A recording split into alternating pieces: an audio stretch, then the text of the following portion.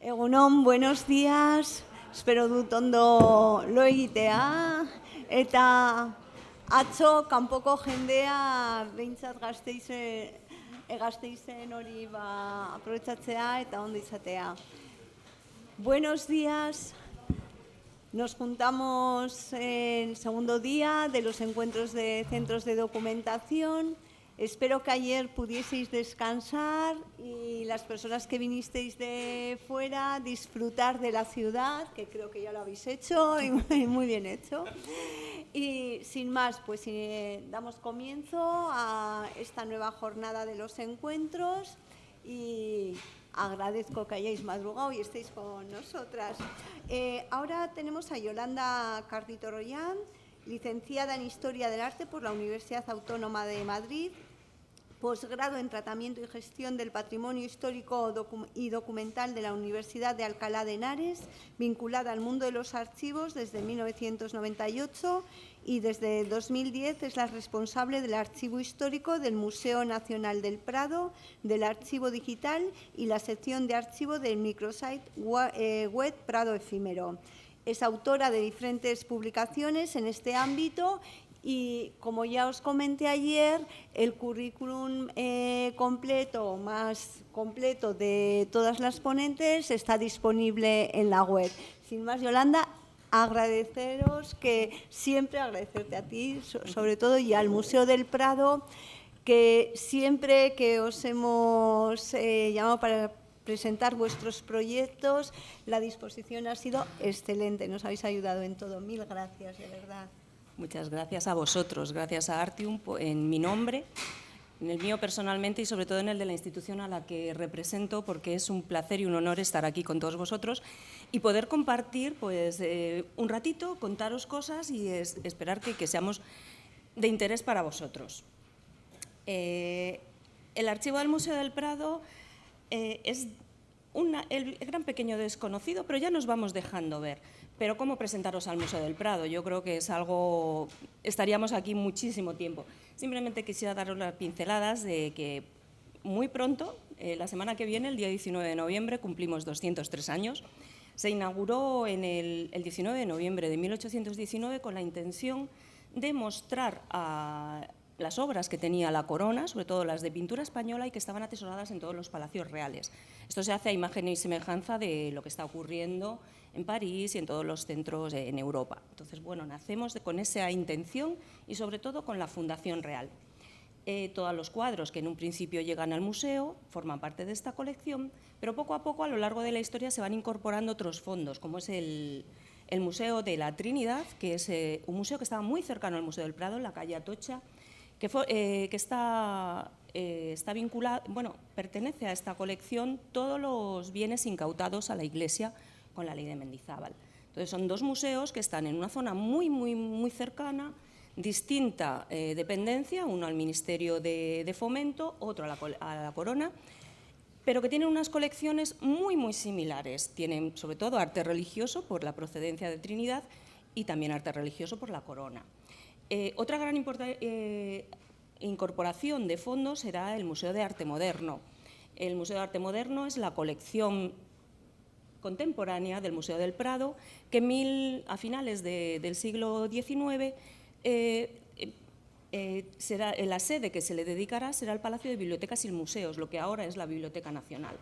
Luego, por una serie de vicisitudes, cambia la ubicación, irá a lo que ahora es el Museo del Traje.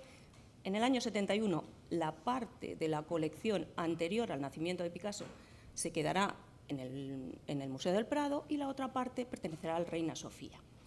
La colección en cifras cada vez es más apabullante. Yo cuando he tenido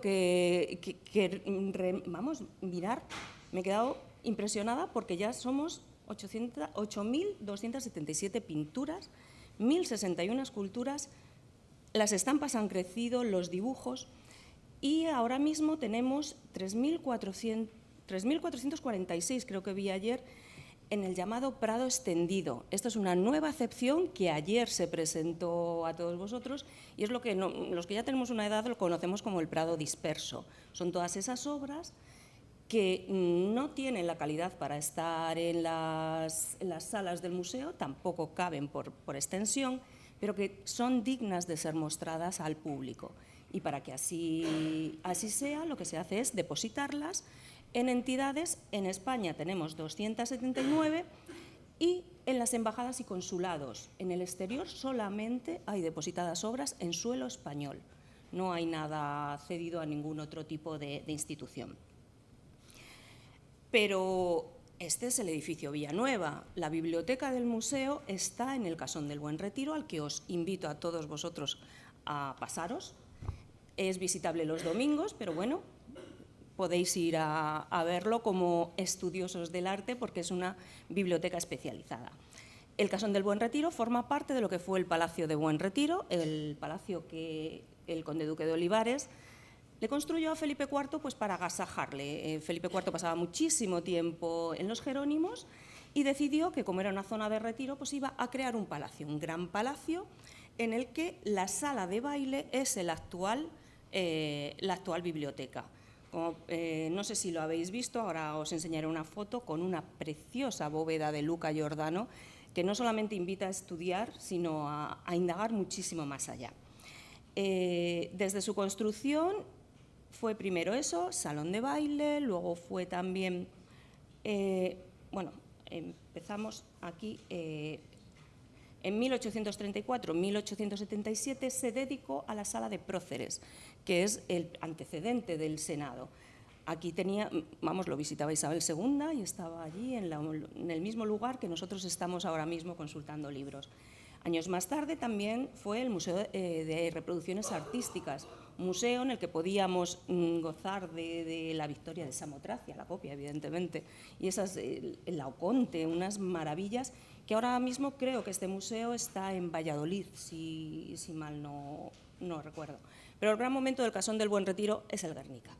Es la llegada, tras donar, vamos, cederlo en su testamento Picasso al Museo del Prado, porque la condición que pone que pertenezca al Estado español, pero que esté en el Museo del Prado. Y durante muchos años estuvo detrás de esta maravillosa urna que permitía pues, visitarlo. Esta maravillosa urna porque, bueno, eran momentos difíciles, era un cuadro amenazado, pero bueno, luego con el tiempo ha pasado al Reina Sofía, está allí maravillosamente bien y acoge a todos los visitantes que queráis pasaros por allí. Estuvo hasta el año 92.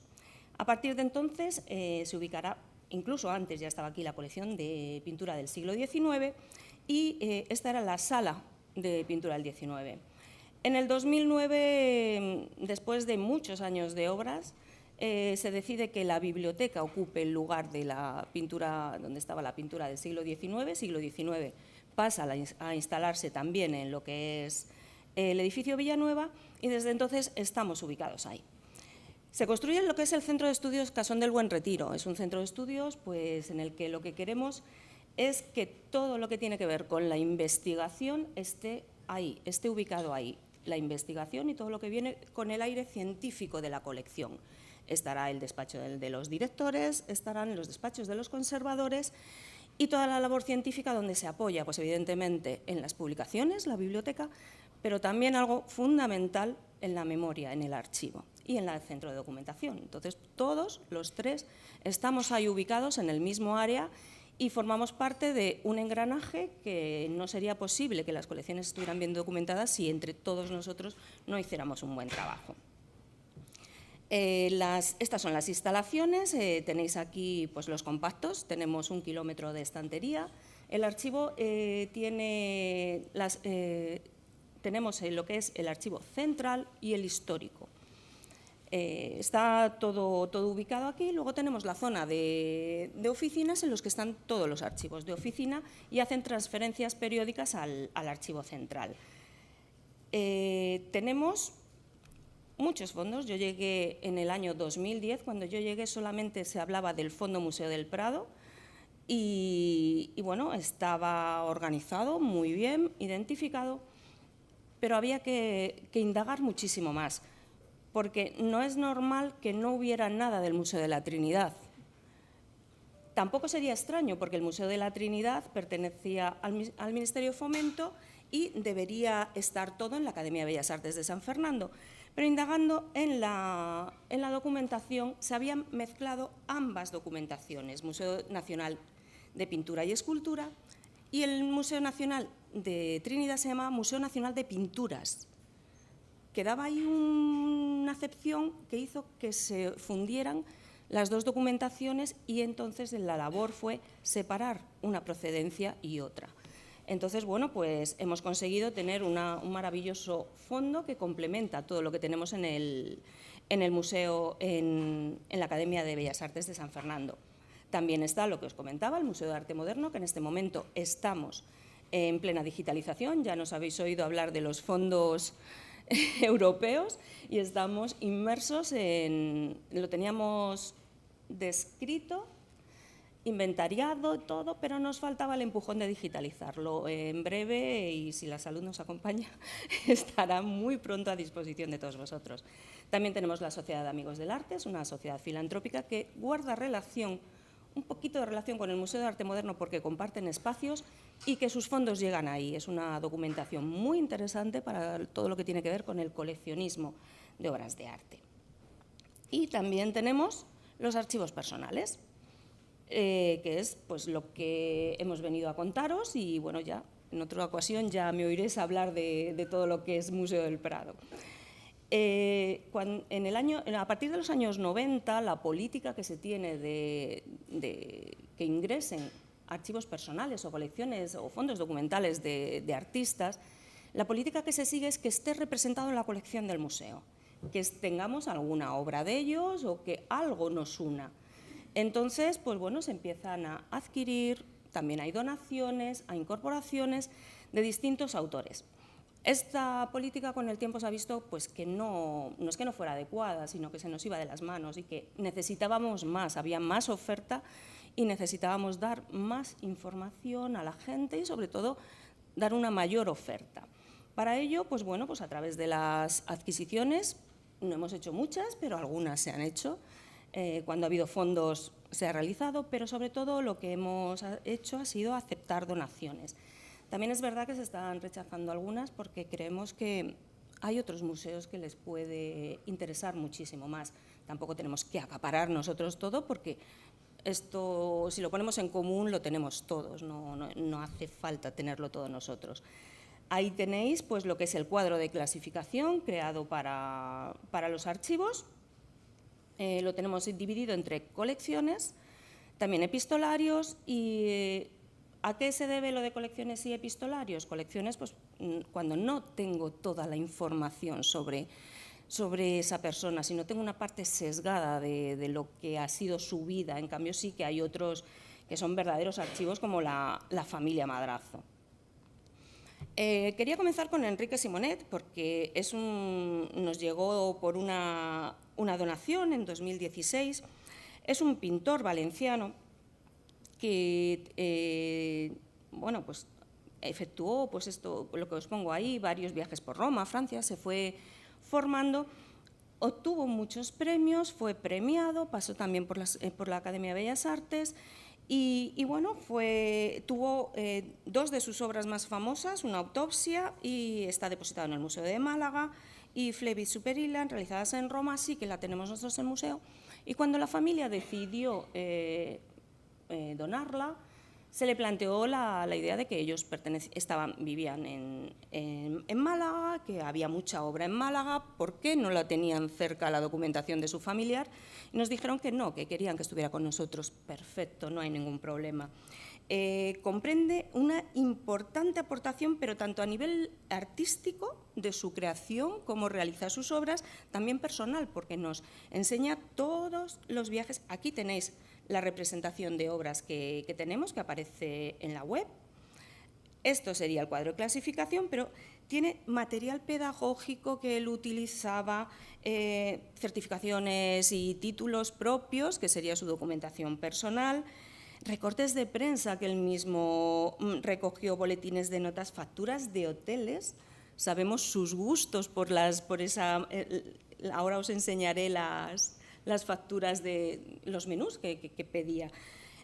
Ahora mismo tenemos como 50 registros, también en breve, esto entrará la semana que viene ya para digitalizar y ya nos meteremos a fondo con él, y nuestra intención es ponerlo en la web vamos, muy, muy pronto.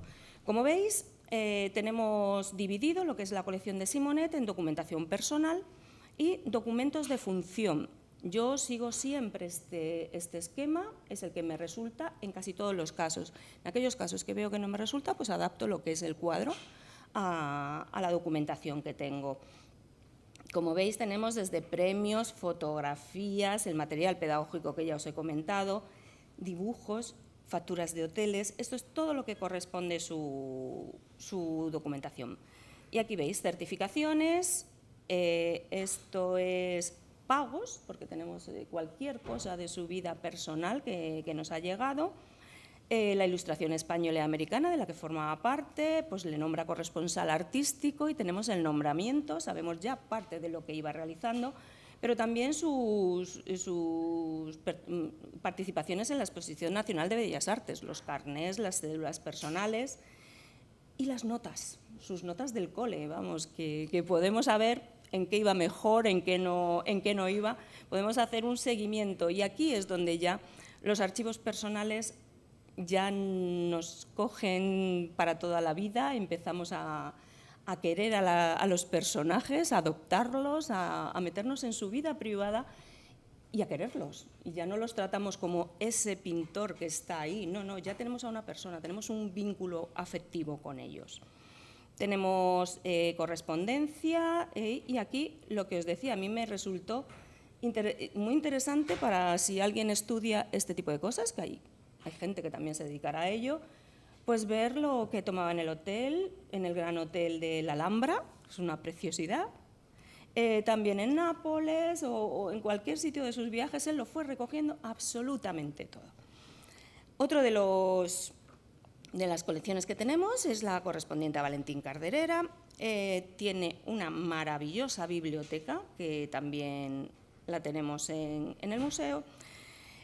Es una figura que cualquier personaje, cualquier artista iba a ver para indagar entre sus libros, sobre todo para formarse, porque era impresionante la colección de grabados, libros, cerámicas, marfiles, es que absolutamente era un auténtico coleccionista. Pero también es un gran estudioso del mundo de Goya y del mundo medieval. Era arqueólogo, pintor, escritor. Se formará con Maella, también con José de Madrazo. Era un auténtico estudioso.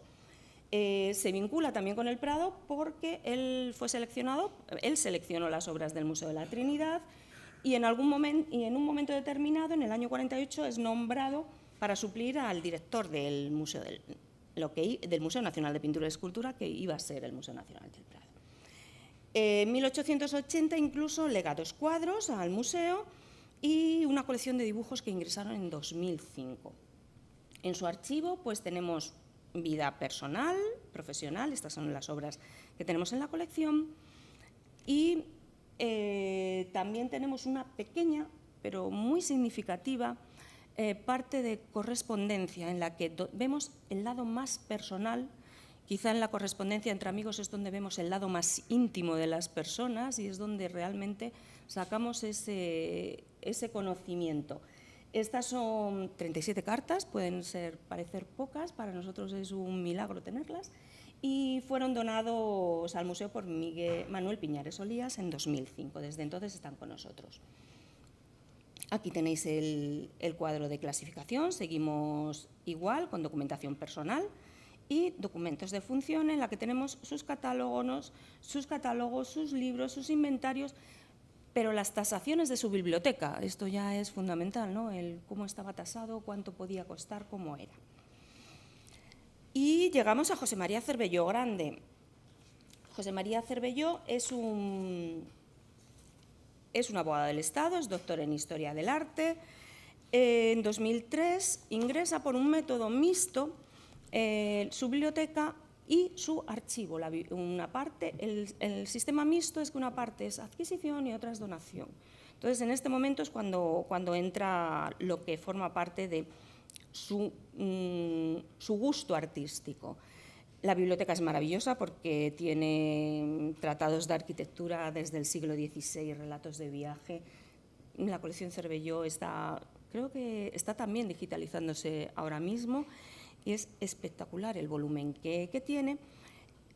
7.000 volúmenes de fondo moderno, vamos, que es una maravilla. Pero en cuanto a documentos, nos han llegado, no tiene nada que ver con su vida, sino lo que le gustaba. Entonces, tenemos documentos desde 1500 hasta 1800. Por tanto, las fechas del archivo del museo, nosotros nacemos en 1819, formamos parte de colección real, por tanto, toda la dependencia, todo el archivo estaría a partir de ahí. De los 1819 no tenemos nada anterior. Gracias a esta colección tenemos documentación que no guarda relación con nosotros, pero sí al gusto de un coleccionista.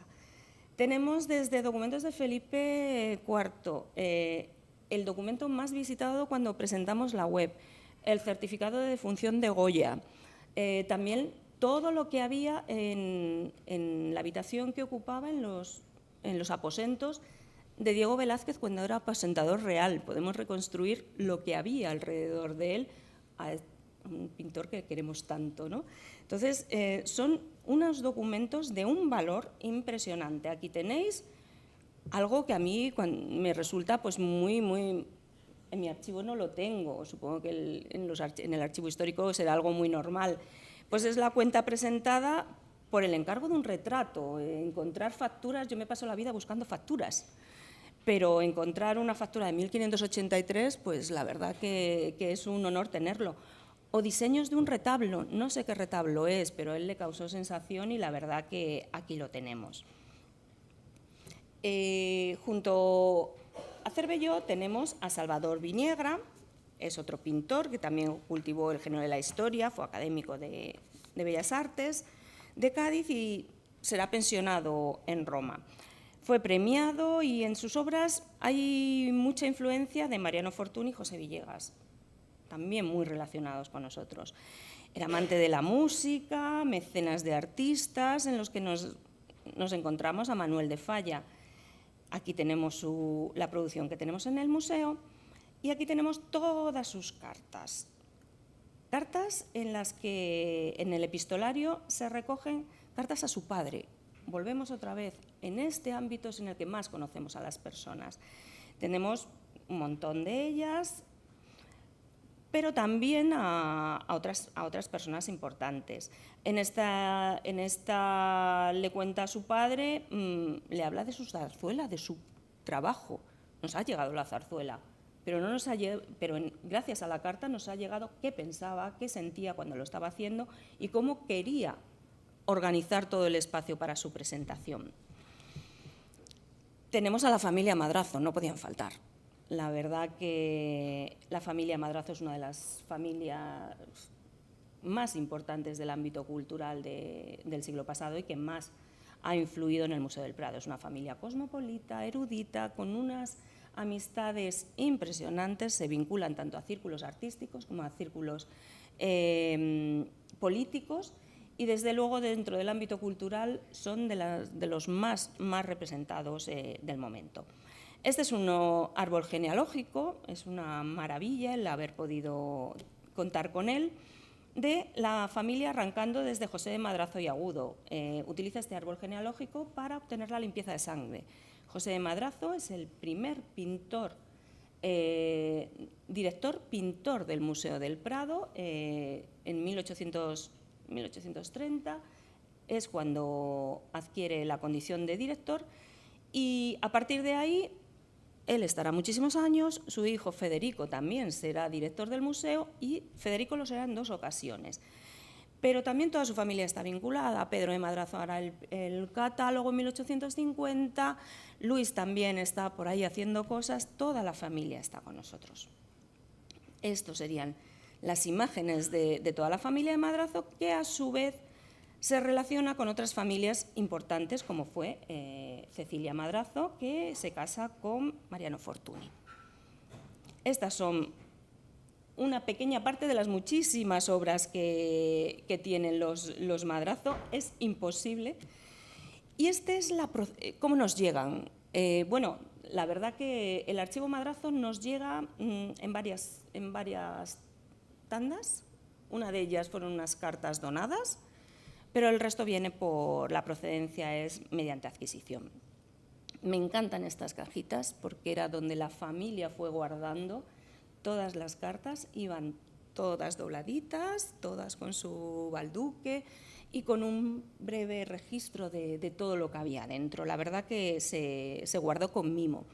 Cuando fuimos a la última adquisición de Elena Madrazo en 2012, estuvimos en su casa y nos enseñó el arcón en el que se había guardado el archivo. La verdad que eso ya te indica la importancia, no solo económica, sino el haber guardado esto, porque hay muchísima información.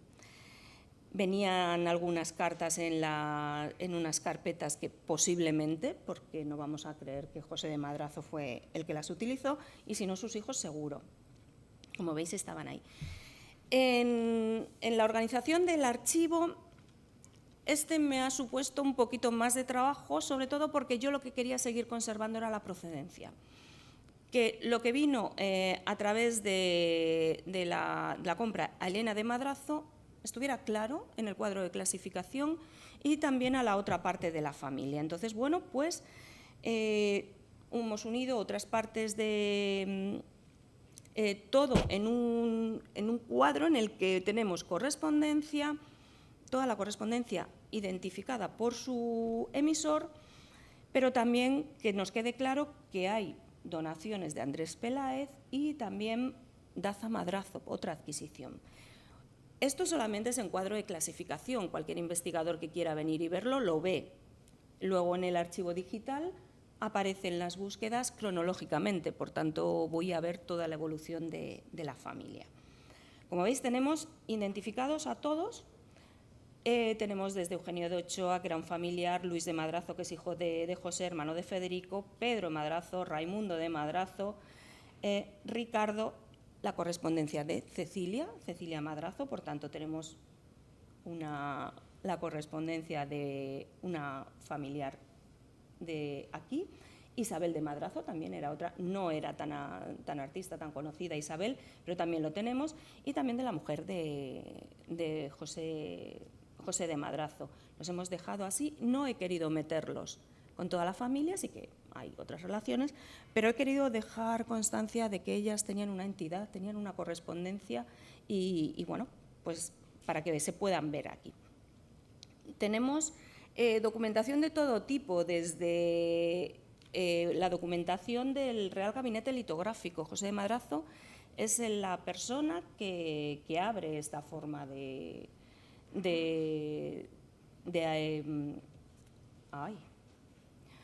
el gabinete, la litografía es una técnica que son ellos los que lo traen, es José de Madrazo el que la impone en España.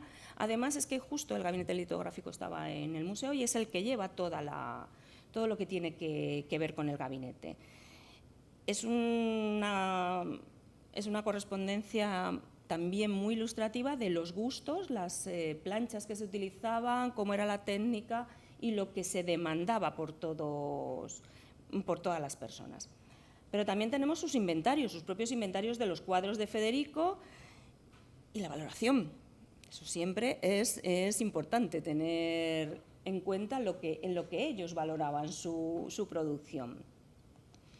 Estos inventarios los relacionan con nuestra colección. Aquí, no sé si se podrá ver en la pantalla, pero tenemos la obra de Federico, la condesa de Amalia del Llano y Dotres, condesa de Vilches, tan famoso y que a todo el mundo le gusta, la dulzura de esta mujer. Y tenemos aquí cómo Federico nos deja claro cuándo es su producción, cuándo lo hace. Sería unir archivo, documentación y colecciones. Aquí estamos documentando desde el minuto cero, desde su producción, este cuadro. También nos han llegado las agendas diarios de Federico. Son muy interesantes, son 30 y tantas. Hay una que es así pequeñita, tendrá como 15 centímetros por 10, es una maravilla. Es esta roja, la de 1856. Es impresionante cómo podía contar tantas cosas en un espacio tan pequeño, con una letrita tan pequeña, y daba también lo que era el parte diario del tiempo. Si alguien quiere hacer un estudio de cómo era el tiempo, todos ponía, ¿lo veis? No sé si lo veis, en marzo, abajo, pone tiempo, bueno, si iba a tomar chocolate ponía, he estado tomando chocolate con tal, todas sus vivencias, y quedaba en Palacio con la reina para hacer algo, te contaba absolutamente su visita a Palacio, en este espacio tan pequeño. Al lado os he puesto unos dibujos que forman parte de los dibujos que entraron en la colección, y como veis, pues es un flabelo y un bastón de mando y un tocado. Esto, si lo vemos así, pues decimos, mira, qué interesante, un tocado, un flabelo, qué bonito diseño.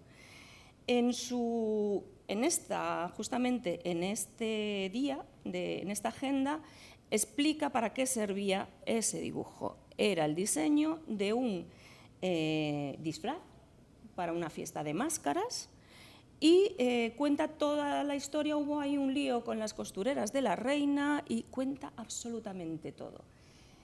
Conocemos el dibujo, pero si lo vemos no deja de ser un diseño bonito, un diseño atrayente. Pero si ya nos leemos esta parte más personal, su agenda, la que llevaba en su bolsillo, pues como que nos acerca un poquito más a lo que era la producción, por qué hace ese dibujo. Luego se relacionan absolutamente con todo el mundo, con Alexandre Dumas, con Jean-Auguste Ingres, Overbeck. Aquí tenéis la firma de Overbeck, pero también con los políticos de la época y artistas, desde Mariano Benlliure, Emilio Castelar. Y aquí también vemos otra parte muy personal en el catálogo del Real Museo de Pintura de Federico de Madrazo. Pues se dedicó a poner en un apartadito, tiene pegado en un lateral, pues es el cuadro de la familia de Felipe V y tiene identificados. ¿Por qué le interesó? Bueno, pues es el post-it de la época. Lo utilizó, como he hecho esto, y lo he puesto al lado. Y como una familia de artistas, en aquellos momentos, pues las comunicaciones se iban un poquito más retrasadas que ahora, esto que tenéis al lado es un fragmento de una carta de Cecilia de Madrazo que le manda a su padre Federico, y esto es una joya que le han regalado la noche anterior o el día anterior una persona bastante conocida, y su marido pues decide, Mariano Fortuny, le hace un dibujo y se lo envía a su padre para que vea qué joya tan bonita le han regalado.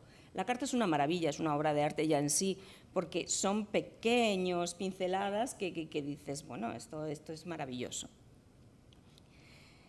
Y aquí tenéis el testamento de Federico de Madrazo, otorgado el 7 de octubre de 1884.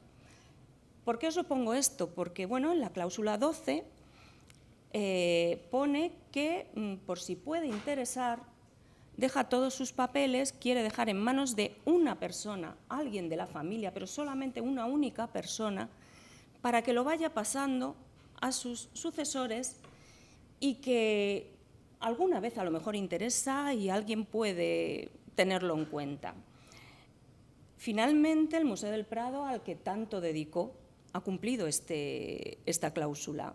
Ahora mismo somos, vamos, no creo, ojalá no quede nada más de la colección de Madrazo, porque ya es demasiado el volumen que tenemos, pero por lo menos pueden estar tranquilos, desde el más allá, estarán contentos de ver todo su archivo conservado y sobre todo consultado, sobre todo eso. De las últimas ingresos tenemos el de Cecilio Pla, que es un pintor valenciano también, formado en la Academia San Fernando y también en San Carlos. Será un pintor que se forma con Emilio Sala y finalmente lo va a sustituir, y muy premiado en las exposiciones nacionales. En 2018, la familia Yacuría Delgado nos donó un importante conjunto documental que tenía dibujos, estampas, fotografías muy interesantes. La colección de fotografías de Cecilio Pla está en el gabinete de dibujos y es muy, muy interesante, y permiten el conocimiento íntegro de este autor.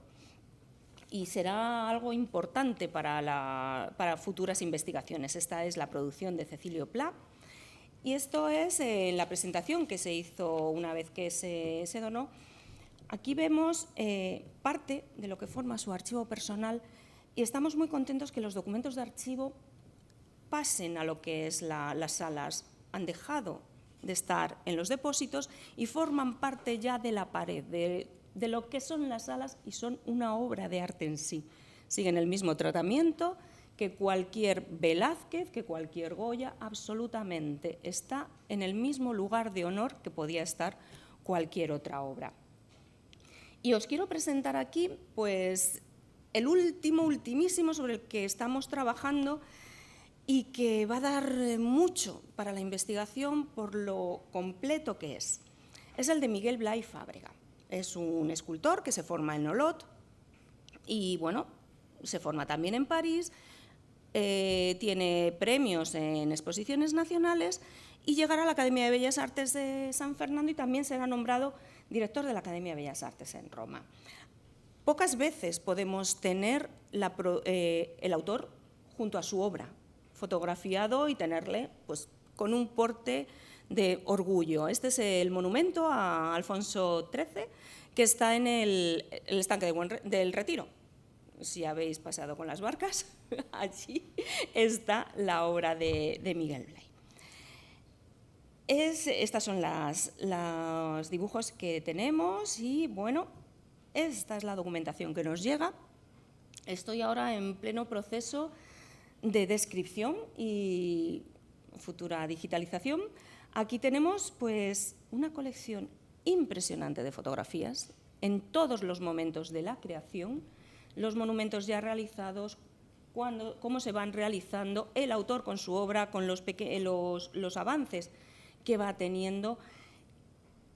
Lo que yo me quedé también un poco impresionada cuando lo vi es que en estas fechas, en 1800, finales del siglo XIX, también pedían varios presupuestos. Algo que nos da tanta rabia cuando compramos material de tener que pedir tres presupuestos. Pues abajo, pues, tiene 2 presupuestos de lo mismo para uno de sus obras, de sus monumentos. También tenemos apuntadas todas las cuentas, todo lo que le costó el material, todo lo que se invierte, y también tenemos facturas, que recuperar toda esta tipografía yo creo que también es un logro. Sus cuentas, todo lo que gasta, todo lo que no gasta, pero también su dossier de prensa.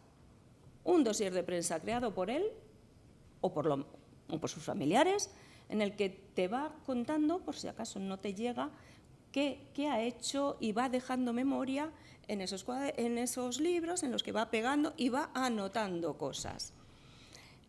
No os he puesto el cuadro de clasificación de Blay, pero aquí sí que he hecho un poquito de trampa en la clasificación y he ordenado la documentación respetando las creaciones de los monumentos.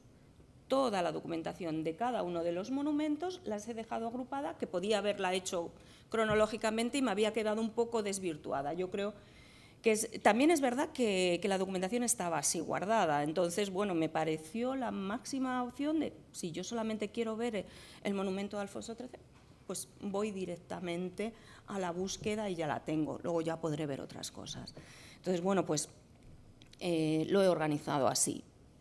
Creo que luego ya el investigador puede decidir si está mal o no. Otras de las más recientes ingresos ha sido el legado de Carmen Sánchez. Carmen Sánchez es una mujer que no forma parte del mundo artístico, simplemente era una profesora de arte, creo recordar que también impartía arte, y tenía una vida normal y corriente como tenemos absolutamente todos. Muy vinculada al museo, porque pertenece a la Fundación de Amigos del Museo del Prado, y se dedicará a hacer los cursos como los podíamos haber hecho todos. A su fallecimiento no tiene hijos, pero sí tiene herederos, porque tiene familiares. Decide dejar íntegramente todo al Museo del Prado. Entonces, bueno, Cuando recibimos esta idea dijimos, no es una persona vinculada al mundo del arte. Y como os he comentado, en un principio la política era de personajes vinculados a la historia del arte. Aquí entonces nos surgió la disyuntiva de se acepta, por supuesto, y sobre todo en homenaje a ella, que tanto quiso al Prado que todo lo que tenía nos lo dejó. Y entonces se abre pues otra vía en la que aceptamos las donaciones no solamente de artistas, sino de personas vinculadas al mundo del arte, de una manera u otra, profesores o bueno, pues estudiosos, pero también a ella la queremos hacer un hueco, porque para nosotros supuso un avance económico con el dinero que dejó, porque indicó que se dedicara a comprar obra de arte y restauración. Por tanto, tenía la misma preocupación que tenemos nosotros. Entonces decidimos pues, bueno, pues que tenía su sitio en el archivo, no está para nada relacionado, pero que digitalizaremos su vida. Y la verdad es que sí, que dejó su vida porque tenemos documentación de su padre, que era un hombre pues, dedicado a la medicina, pero tiene también una vida aparte muy importante y bueno, pues nos ha robado una parte del corazón. La verdad que Carmen Sánchez hemos trabajado su documentación y ahí la tenemos en alta estima. Se le dedicó una exposición, gracias a ella hemos podido comprar estos cuadros y le dedicó un pequeño apartadito y una exposición. Y los ultimísimos es el archivo Bonet Correa, que llegó con la biblioteca. Esta es una de las cosas que nos ha ocurrido últimamente. Ingresan las bibliotecas, pero con las bibliotecas viene la parte del fondo documental. Entonces, bueno, pues Bonet Correa no he podido todavía, he intentado muchas veces verlo, pero tiene una colección de fotografías inmensa. Os podéis imaginar, todos los que hemos estudiado arte sabemos lo que él dio, y es una colección inmensa de fotografías y más o menos están identificadas. Y luego también el archivo Julián Gallego también ingresó a su biblioteca y aquí sí que tenemos la parte más personal. Ya no es Julián Gallego, que era profesor de la Autónoma y bueno, pues era hizo el catálogo de la exposición de Velázquez, era una persona muy, muy vinculada al Museo del Prado y al patronato, pero aquí podemos ver desde esos libros en los que de cuando hizo su tesis, estaba en una biblioteca, se fue a la biblioteca e hizo lo que hacíamos todos cuando no teníamos internet, era dibujar lo que estábamos viendo. La última parte que os quiero comentar es la difusión. Nosotros queremos compartir absolutamente todo lo que tenemos. En 2018 presentamos el archivo digital. A mí esta fotografía me encanta y me pasaría horas hablando de ella. En algún momento ya hablaremos. Y este es el acceso que tenéis todos al archivo digital. Creemos que esta es la mayor forma de difusión, mostrarnos a todo el mundo a un clic. Y bueno, pues aquí nos tenéis. Podéis buscar en búsquedas avanzadas si ya controláis un poquito cuadro de clasificación, quiero ver lo que veo, no quiero ver Museo de la Trinidad, quiero ver Prado, pero también tenemos unos atajos en los que os decimos toda la correspondencia a los directores, si clicáis aquí lo tenéis. La museografía, qué importante es para nosotros. Yo estoy buscando siempre cómo ha sido la evolución, por qué se puso este cuadro en esta sala y luego se le cambió a la otra, por qué esta se cerró, por qué no. Pero también tenéis los archivos Madrazo, la colección Cervelló y la Guerra Civil. Toda la documentación de Guerra Civil, me atrevo a decir que el 99,9% lo tenemos digitalizado y ahora que es un tema que, bueno, pues ahí estamos. Y lo tenéis todo disponible, todas las actas de entrega, de salidas, de todo lo tenéis ahí. Y otro, no lo he puesto aquí, pero otra de las grandes hitos en la difusión ha sido en el 2019 crear un espacio en el museo, justo en la sala donde estaba el antiguo Tesoro del Delfín.